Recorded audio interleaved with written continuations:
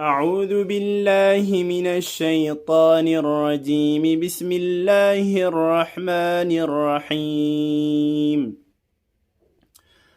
الحمد لله الذي أنزل على عبده الكتاب ولم يجعل له عوجا قيما لينذر بأسا شديدا من لدنه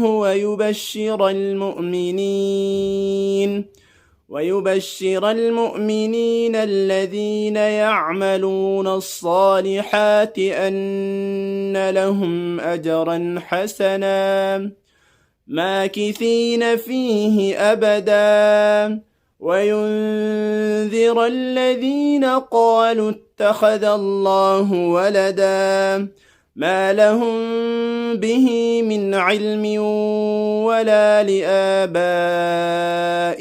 كبرت كلمة تخرج من